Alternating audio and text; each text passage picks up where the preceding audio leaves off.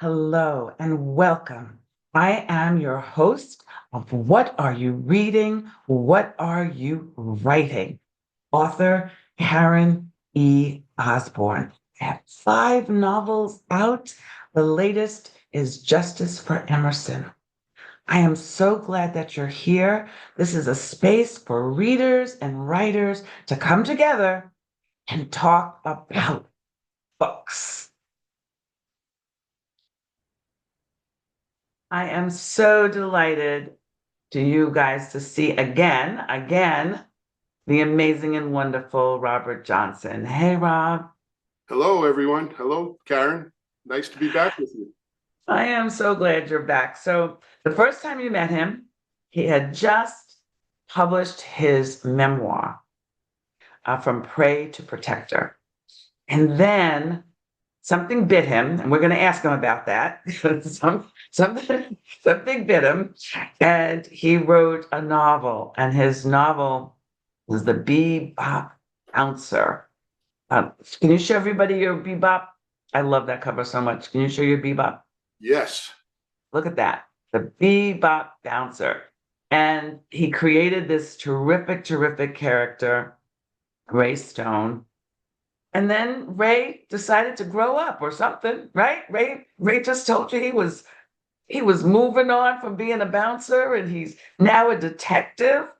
And he's in this wonderful new book, which I had the pleasure of reading an advanced copy of, The Wise Detective and the Sunrise Reaper, which is such an interesting title. It's such a right. It's not a usual title, which I love. I love.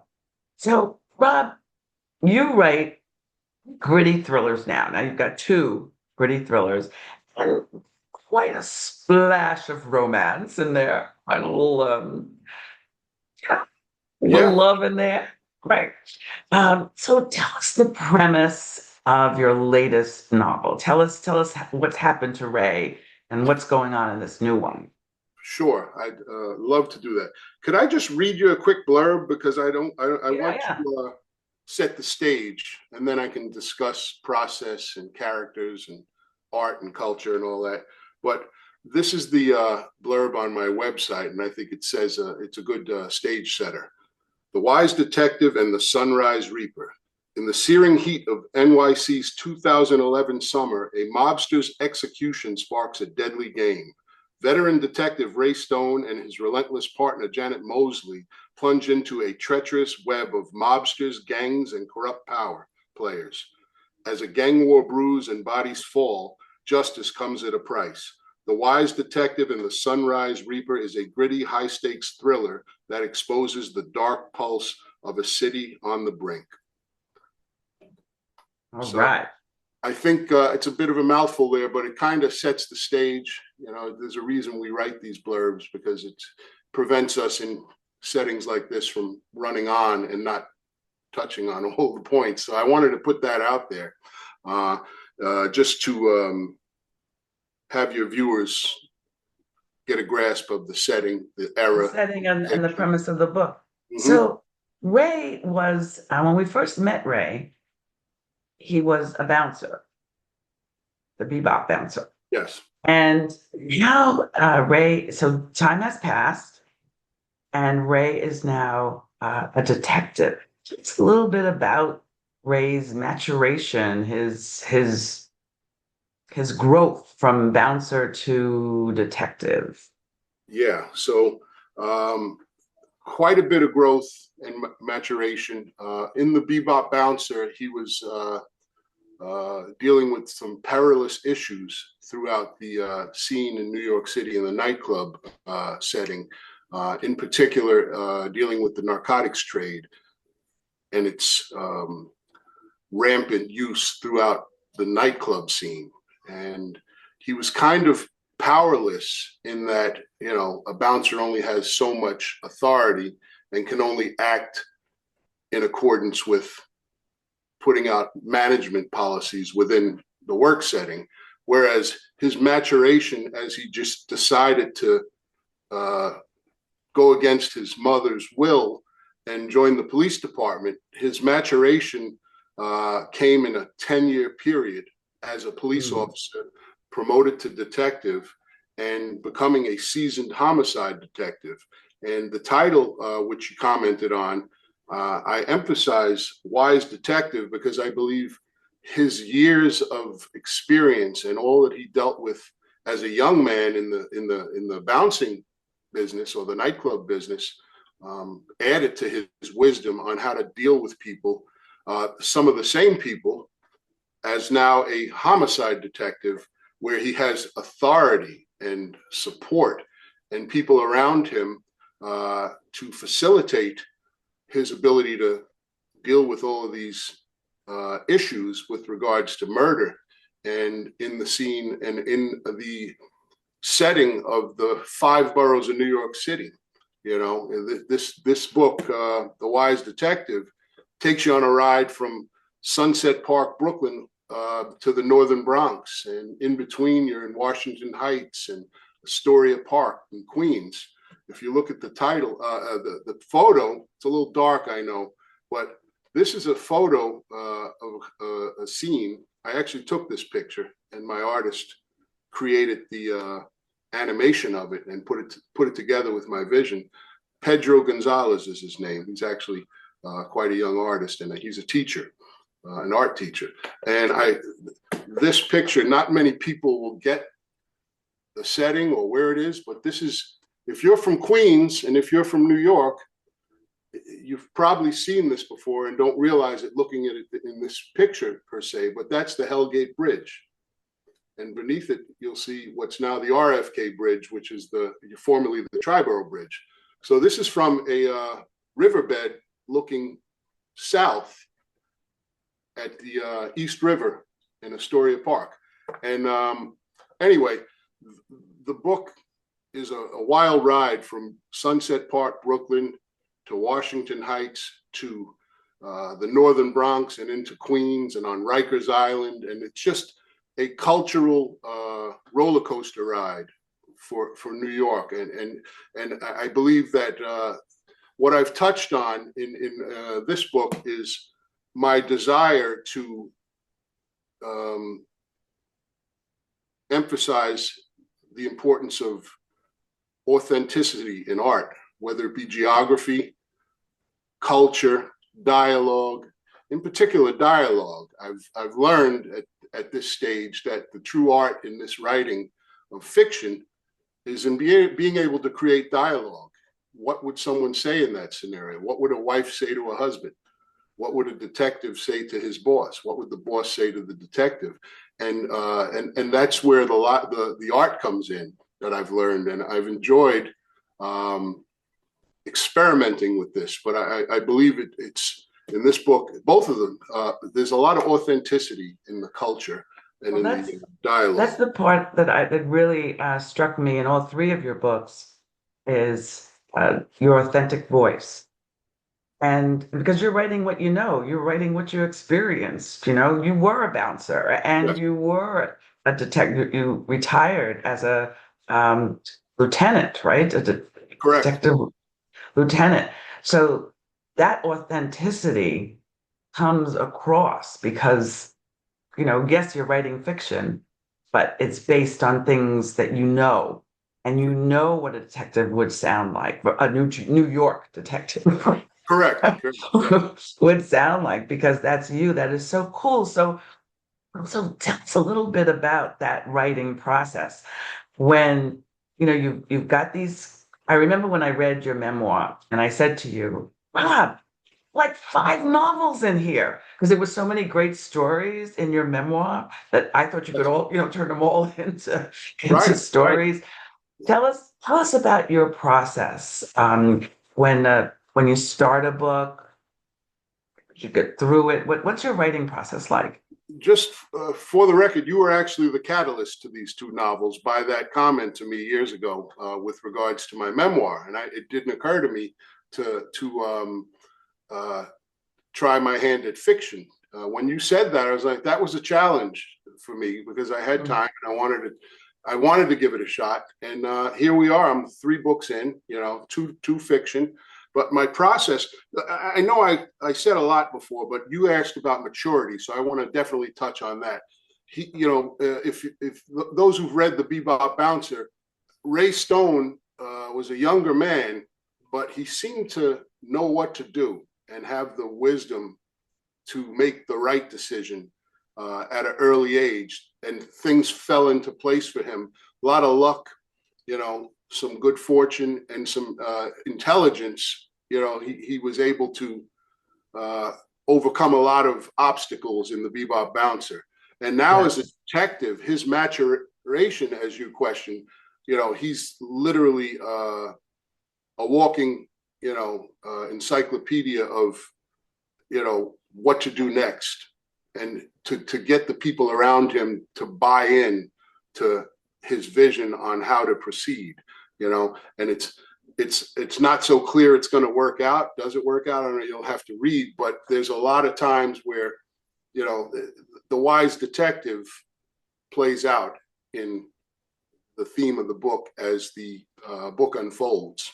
As far as my process, for the second book, the sequel, the Wise Detective, it was similar to my first process from the first the prequel, the Bebop Bouncer, with regards to outlining. And first decision I had to make was what characters was I going to bring back, and a strong character list, is vital. A database of characters, names, associations with the book and the other characters to pull from. Like, let's put this one in here and that one in there. It's kind of like I this flowed really good in process wise with outlining, because I had a great number of characters. Some I didn't even use, others I could bring back. And I chose what I thought would be the best characters to bring back and to highlight them. And I've been criticized of having too many characters, but I don't necessarily agree with that, because I think, it adds to the interest of the book and the authenticity of it, because there are a lot of people that come into play in regards to, whether it be in the underworld or in the NYPD. And my outlining, puts people in groups: detectives, gangsters, Italian American gangsters, Colombian drug traffickers, African American gangsters from Harlem. I have a list of every category of person that I'm going to put in the text, and it seems to just flow from there. I'm starting with scene one. How do I want to open the book? What's my premise? Where am I going with this? What are the names of the new characters? So I had to come up with new names now that he's a detective. And what was interesting is, back to authenticity, in dealing with a lot of these type of characters in my life, I could talk about it, and as you were saying, I'm a proponent of writing what you know about, and I am, these books in particular are things I can talk about. I know about them, and that makes it easier, and it's a lot more difficult to write about what you don't know about, because it takes that much more research. So Yes. when you're coming off the dome with personal experience, and then you add some creativity, and you put a authentic voice on it, and the regions and the geography and what people live in these neighborhoods, it seems to fall into place. In particular, each neighborhood that I've highlighted, don't get me wrong, these neighborhoods are so fluid in New York City. They may have been what they were in this setting in 2011. It could be a whole nother culture there now, because that's how New York City is. People come, make something of themselves, and then leave, and then more people make something. It's just one culture after another, and generation upon generation. So I kind of stuck with the ones I was familiar with in my time there, and I think it was important. And that's what's good about this book. Another good thing about it is, as I was saying, the names of the people match the neighborhood in which they're referenced, the voice of the people, the culture of the people. Something as simple as Uh, the detectives working a case in Astoria, they have all Greek surnames. Because Astoria is pretty much the largest Greek population outside of Athens. You know, so Wow. so Wow. to put a book together and talk about Astoria, Queens, you might want to make the commanding officer of that squad of Greek descent, or some of the detectives. Same thing in Washington Heights. It's a large Dominican Republic community. So the detectives and the gangsters should match that culture, that ethnicity. So that's part of Yes. my process of making sure when I'm creating this manuscript that I'm true to the neighborhood's culture, the names of the people, and the voices. What would they say to each other?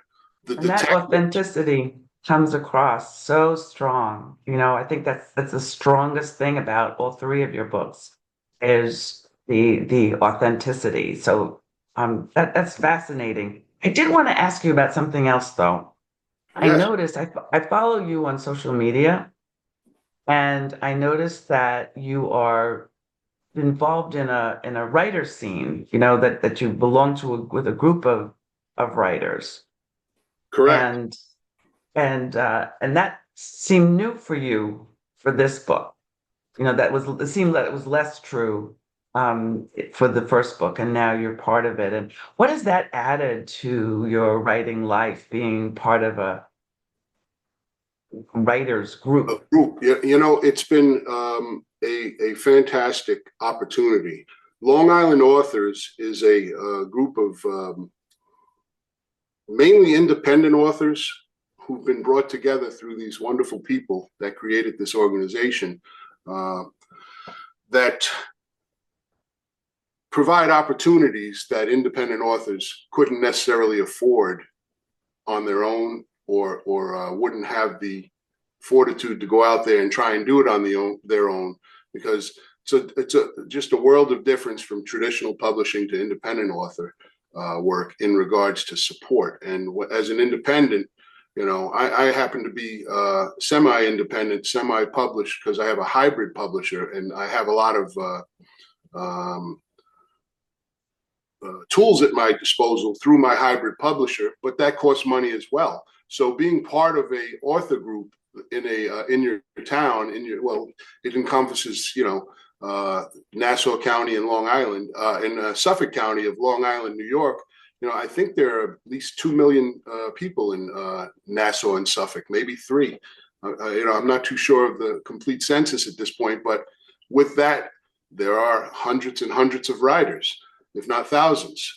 So it was a great concept for these folks to put this together at Long Island Authors, and they've created quite a network.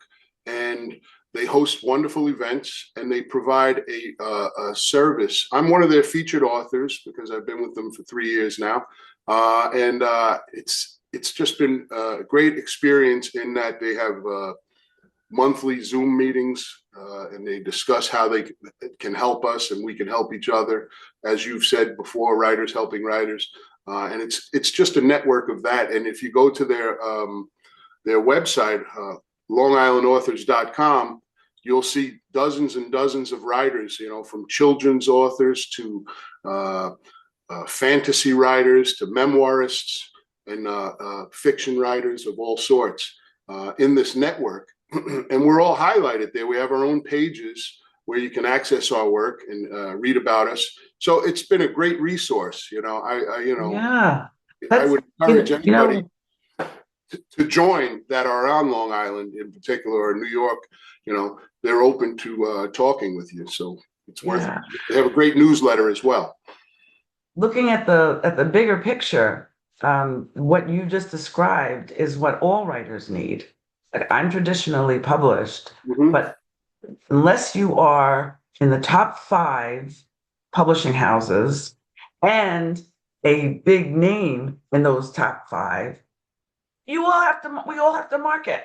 Yeah, We absolutely. all have to, right? It doesn't matter whether you're in a small press, a bigger press, a hybrid press. Mm-hmm. Marketing is something that It It's used all to on the be, I writer. guess, yeah, it's all, it lands on us. And Mhm. so being part of a group, I have just benefited from it so much. And I was so glad when I saw that you became part of a really supportive and strong group. And so everybody who's watching, if you check out your neighborhood, if you are a writer, see what's out there, see who's helping writers, because trying to do this alone, besides breaking the bank, it's also very hard and It's very lonely, difficult. It becomes a hobby right? really quick from a business.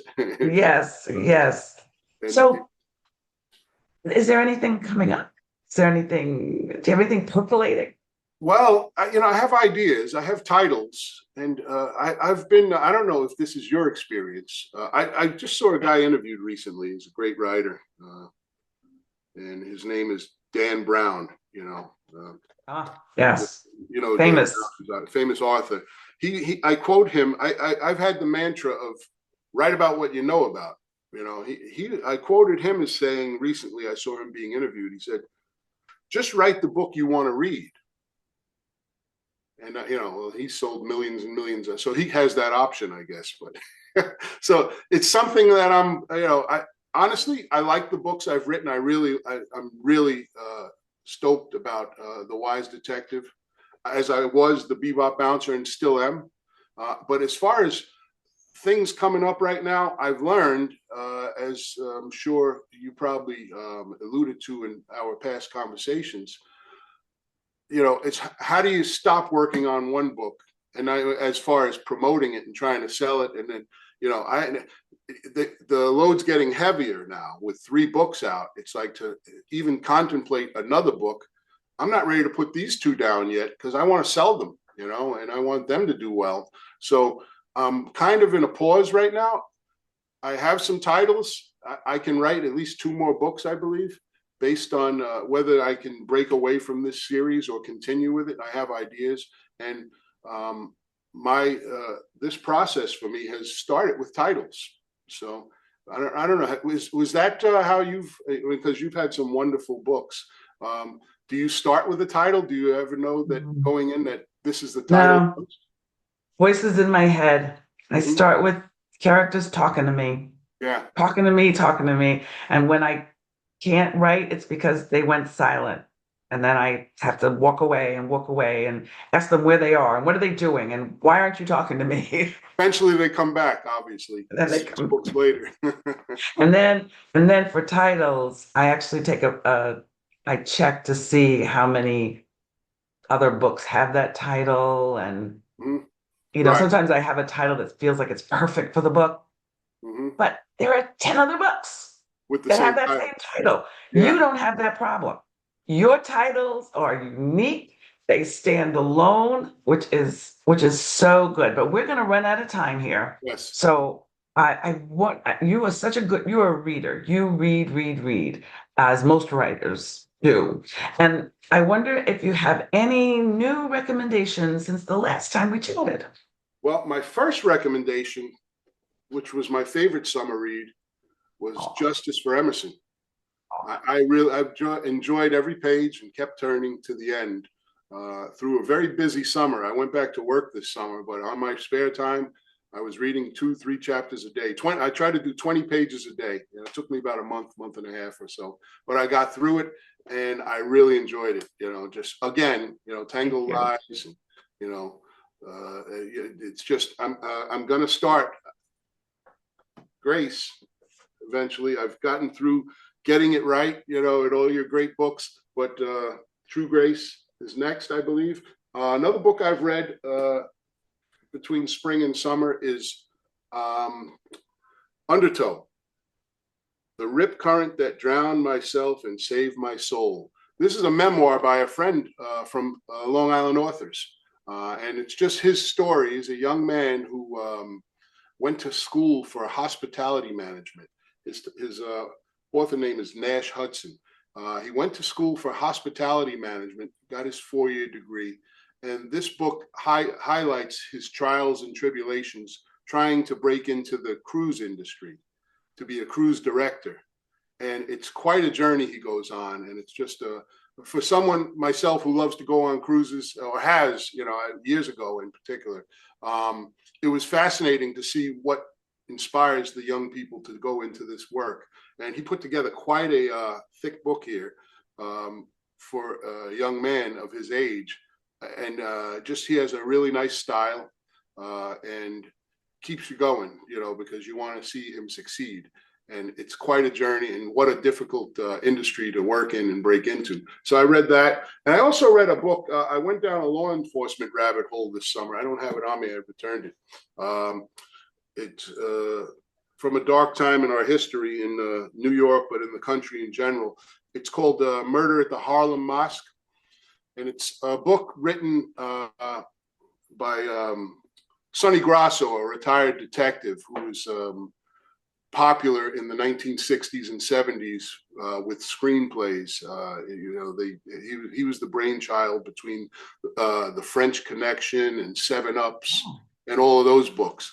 And Randy Jurgensen, his partner in the 28th Precinct in Harlem, the storied 28th Precinct, pretty much discuss the tragedy of the death of an officer in the mosque in Harlem and all of the trials and tribulations and tumultuous civil unrest of the 1960s and 70s, in the execution of police officers and all of the protest and upheaval. Wow. It's quite a heavy book to read, but it was, it kind of was a long overdue that I read the book, because I was a police officer in Harlem and I know the story. So it was a lot of refresher stuff, because you learn from the people who came before you what transpired, and but it was good to read the book and see all the familiar names and open up all of those old wounds of such a difficult time. So that's 3 books. But yeah, that's excellent. No, that is great. Thank you so much. The other thing you just did, which so many of us writers do, that's why I love writers, is that we help each other. And so here's somebody in your Long Island group, a book that you really admired, and our audience probably never heard of him, right. So this is so good. That we're There's trying another to. book. Since I'm plugging books, I might as well. Evanthia's Gift, Effie Caminello. She is another author from Long Island. I bought her book at one of her events, and I intend to read it. It's quite a book. I mean, she's quite the writer. She has about 6 or 7 books out at this point. I don't know how she does it, but she's big into Greek culture and romance novels, and she's been pretty successful as well. So I have a stack of books over here I still have to get to. True Grace. Your to be read file. Yes. So I'm so sorry that we have to go, because I could talk to you for another hour, but we really do have to go. So please tell our audience how first of all, you can find his books on Amazon, Barnes and Noble, in your local library, an independent bookstore, any place you buy books. And if it's not on the shelf, you go ask for it and they will get it for you. Absolutely. How can people find out more about you? You tell us your website and if you're on social media.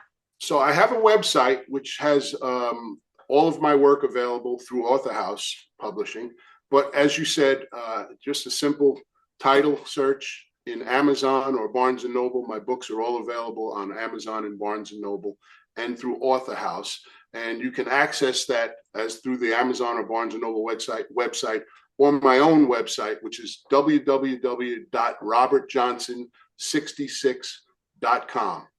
And I have a website that highlights all 3 books. And it's it's being upgraded because I just had another book added, obviously. This is a new book. And my interviews with Karen were on it previously. I have to have them re-entered, as well as when this comes out, I'll put this on there as well. But it has my history and good blurbs and freebies that you could read, excerpts from each book. And to access my other, you go to the search bar on the right of the website, and you click on it, and it'll show other works. You can have access to my memoir as well, and both of my novels, which are The Bebop Bouncer, A New York Tale, and The Wise Detective, and The Sunrise Reaper, a crime thriller. about New York City. Thank you, Rob. This has been a delightful, delightful conversation, as it always is.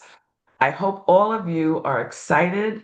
I hope that you will go and visit Rob on his website. I hope that you will buy his books, borrow his books, that you will be in touch with him. Oh, don't forget to write reviews. Please, please write Absolutely, reviews. please. They mean a lot to us. And please, when you are in touch with him, let him know that you met him on What Are You Reading? What Are You Writing? See you all next week. Thank you so much for joining us. Thanks for Bye. having me. Take care.